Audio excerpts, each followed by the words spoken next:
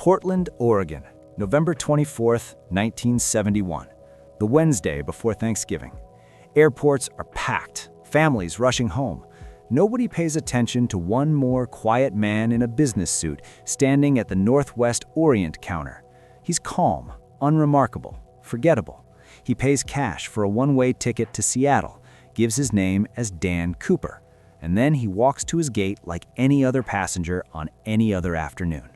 Nobody knows it yet, but what's about to happen on Flight 305 will become the only unsolved case of air piracy in American history.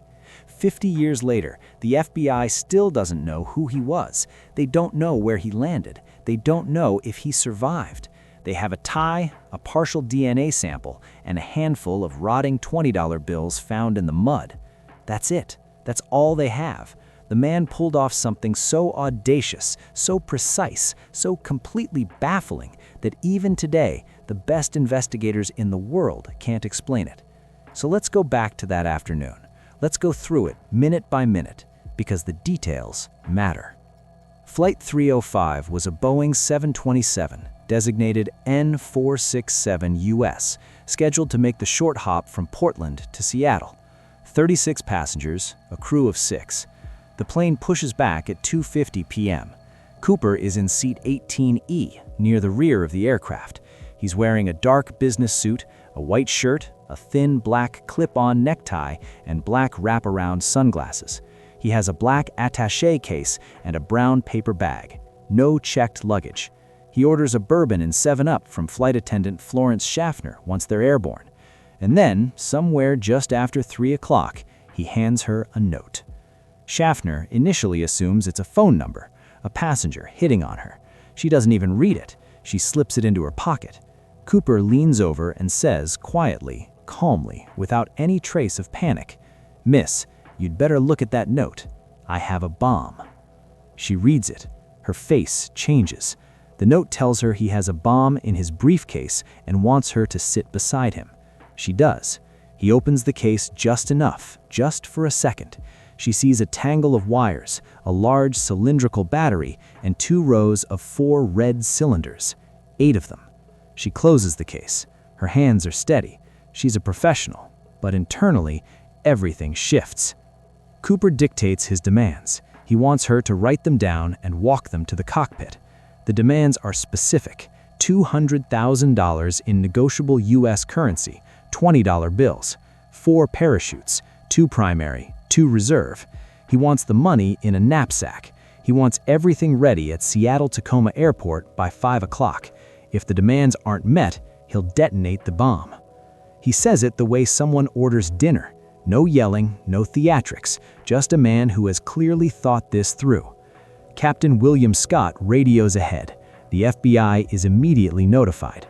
Seattle TAC goes into controlled chaos behind the scenes, while Cooper sits in row 18, sipping his drink, chatting occasionally with flight attendant Tina Mucklow. He tells her he's from somewhere around the Midwest. He's polite. He tips her when she brings his second drink. He's not acting like a man about to blow up a plane. He's acting like a man who already knows exactly how this plays out. The plane circles Puget Sound for nearly 2 hours while authorities scramble on the ground below. The FBI, the airline, law enforcement, everyone is trying to figure out who this man is, what he wants, whether the bomb is real. The $200,000 is being assembled, 10,000 $20 bills, mostly from the San Francisco Federal Reserve, L-series notes. The bills are photographed, every single serial number recorded. The FBI is thorough. They want a paper trail that follows this money anywhere it goes. The parachutes come from 2 sources. A skydiving school provides 2 of them. But here's something nobody talks about enough. One of those reserve parachutes has its canopy sewn shut. It's a dummy, a training chute used to show students how to strap in. It's completely non-functional. Whether this was an accident or something more deliberate has never been confirmed. Cooper never tests them. He accepts all 4 without inspection. What he does with that information later is one of the strangest parts of this whole story. At 5:24 p.m., the money and parachutes are confirmed on the ground. The plane lands at 5:46, parked on a remote, partially lit section of runway away from the terminal. A man named Al Lee, dressed in civilian clothes, approaches alone via the front stairs and delivers everything. No police visible, no snipers, no negotiators trying to close in. The FBI follows Cooper's instructions. They don't want to risk 36 lives. Tina Mucklow makes 3 separate trips down the aisle carrying the parachutes. Cooper inspects the money, flipping through the stacks. He offers her a tip. She declines per airline policy. He nods. He understands. He seems almost amused. The 36 passengers are released. Flight attendants Florence Schaffner and Alice Hancock exit with them. Only Mucklow stays, along with Captain Scott, First Officer William Radachak, and Flight Engineer Harold Anderson. Cooper now has the aircraft he wants, a skeleton crew, and a very specific set of flight instructions he's about to deliver. He tells them to fly southeast toward Reno, Nevada, en route to Mexico City, but not at normal altitude and not at normal speed. He wants the plane at a maximum of 10,000 feet. He wants airspeed held at 100 knots, which is near stall speed for a fully loaded 727. He wants the landing gear left down the entire flight, flaps at 15 degrees, and he wants the cabin unpressurized. This is a plane configured as if it's barely flying, a passenger jet crawling through the night sky, and he wants the aft air stair, the unique fold-down rear staircase built into the tail of the 727, to remain functional and accessible in flight. This is the first moment you realize this man knew exactly what aircraft he chose and why. The Boeing 727-100 was one of the only commercial jets in service with a rear staircase that could be deployed in flight. He didn't pick it by accident. The plane takes off from Seattle at 7:40 p.m., a moonless night, heavy cloud cover, temperatures around freezing at altitude, visibility near zero over southwestern Washington state. Cooper sends Mucklow to the cockpit, tells her not to come back, and closes the curtain behind her. For the next 30 minutes, the crew sits up front and waits. They can't see him. They can only hear the plane. And somewhere around 8 p.m., 2 things happen almost simultaneously. A warning light illuminates in the cockpit, indicating the aft air stair has been deployed, and the crew's ears pop from a sudden pressure drop in the cabin. The stairs are down. The back of the plane is open. 35,000 cubic feet of cold black air pouring into a pressurized tube moving at 100 knots over dense Pacific Northwest forest. At 8:13 p.m., the tail of the aircraft pitches upward, just slightly, enough that the pilots feel it, a momentary shift in weight distribution toward the rear, like something heavy suddenly left the plane. Captain Scott tries the intercom. No answer. He tries again. Silence. He doesn't go back to check. There's nothing he can do. They fly on toward Reno. When the plane lands at 11:02 p.m., the stairs are still down. The cabin is empty. Bomb squad clears it after 30 minutes. No bomb, no Cooper, no trace, except for a folded piece of paper where he'd been sitting, some cigarette butts, and that black clip-on tie. He was gone. The FBI launches what they call NORJAK, Northwest Hijacking. It becomes one of the longest, most expensive, most exhaustive investigations the Bureau has ever conducted. 45 years of active investigation, 66 volumes of case files, over 800 suspects investigated. Ground searches involving hundreds of soldiers covering dense forest terrain in Clark and Cowlitz counties. Helicopter sweeps, boat searches along rivers and lakes. SR-31 overflights of the estimated jump zone. A full aerial survey of the Vector 23 flight corridor. They find nothing. Not a parachute, not a piece of clothing, not a body. Nothing. The only physical evidence they have is a partial DNA profile from the tie, some microscopic particles found on that same tie, and a handful of cigarette butts that were accidentally destroyed before a full analysis could be completed. The tie particles are interesting. Forensic scientists identified titanium, bismuth, and rare earth elements in concentrations consistent with someone who worked in aerospace manufacturing, chemical processing, or metal fabrication. It narrows the field, but only slightly. Hundreds of suspects are chased down and eliminated. One name that keeps coming up is Richard Floyd McCoy, who hijacked another plane and parachuted out with ransom money just 5 months after Cooper, in May 1972. Same method, same aircraft type, almost identical execution. The FBI arrests McCoy, prosecutes him, puts him in prison, but they ultimately rule him out as Cooper because the flight attendants, who got the best look at the hijacker, say McCoy doesn't match.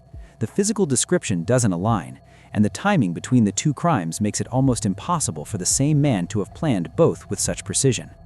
So who was he?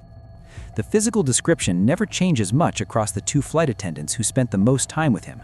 White male, mid-40s, 5'10" to 6 feet tall, 170 to 180 pounds, olive or swarthy complexion, brown eyes, dark hair, short, combed back. No discernible accent.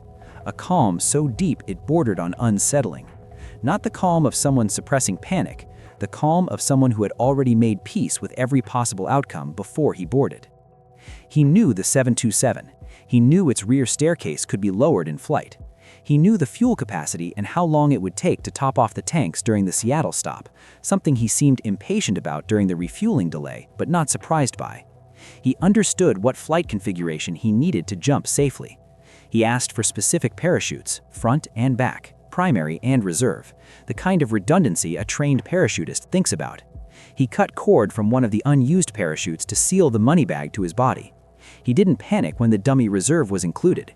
Either he didn't notice, or he noticed and didn't care, which would suggest he was only planning to use the main chute anyway. But then came February 10, 1980, 8.5 years after the hijacking. A family is camped at a beach along the Columbia River called Tina Bar, about 9 miles downstream from Vancouver, Washington, roughly 20 miles southwest of the estimated jump zone. An 8-year-old boy named Brian Ingram is raking leaves to build a campfire. His rake hits something in the sediment near the waterline. He pulls it up. 3 small bundles of $20 bills, rubber-banded, waterlogged, partially decomposed. The bills are L Series, San Francisco Federal Reserve. The FBI matches the serial numbers.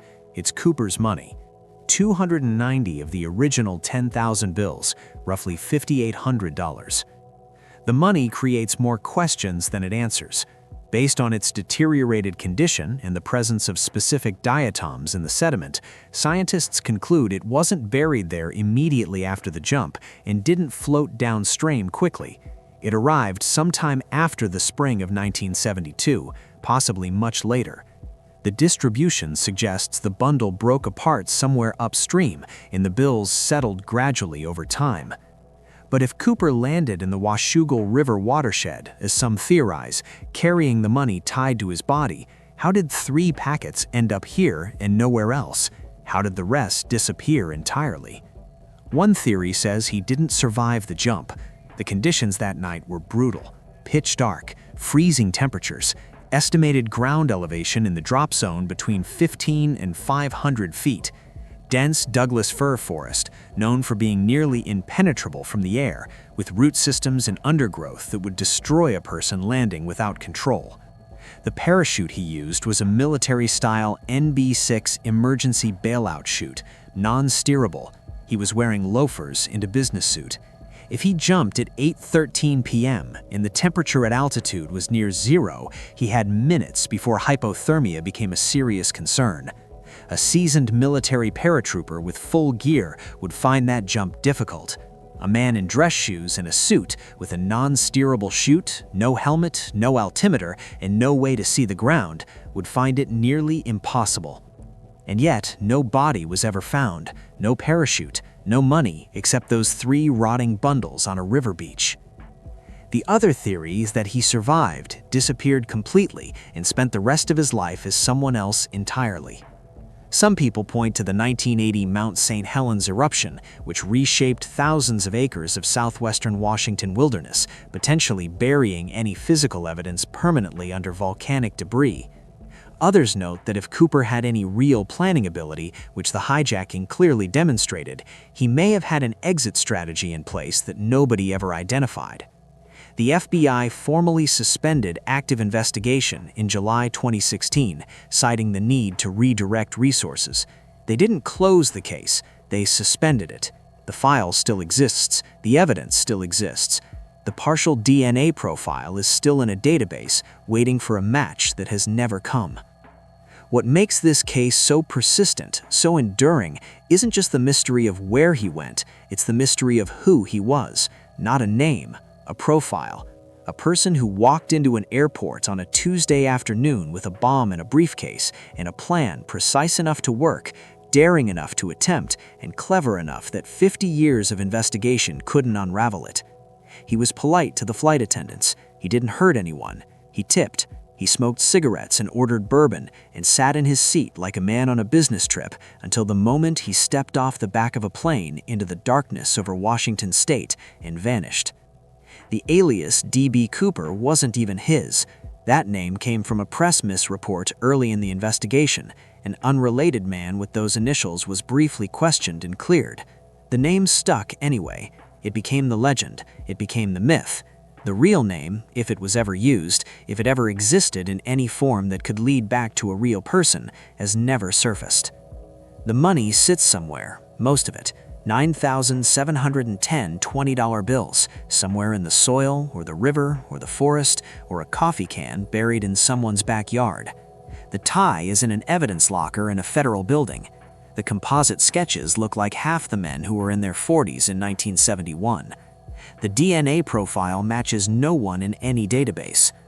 And somewhere out there, if the theories are right, if one ordinary-looking man really did plan this perfectly and execute it perfectly and vanish perfectly, there was a moment sometime in late November 1971 when he was sitting somewhere quiet, dry, with $200,000 in a bag beside him, and he knew he'd done it. He knew no one was coming. He knew he'd won. Or there was a moment somewhere in the dark over the forests of southwestern Washington when the ground came up faster than he expected, and the last thing he ever felt was cold air and silence. Either way, no one knows, and that's the part nobody can let go of, the not knowing. The open door at the back of the plane, the warning light, the slight pitch of the tail, and then nothing. Just a man stepping into the dark and disappearing so completely that the entire apparatus of American law enforcement spent half a century trying to find even a footprint and came up empty. Dan Cooper bought a one-way ticket, and in every sense of the phrase, that's exactly what he got.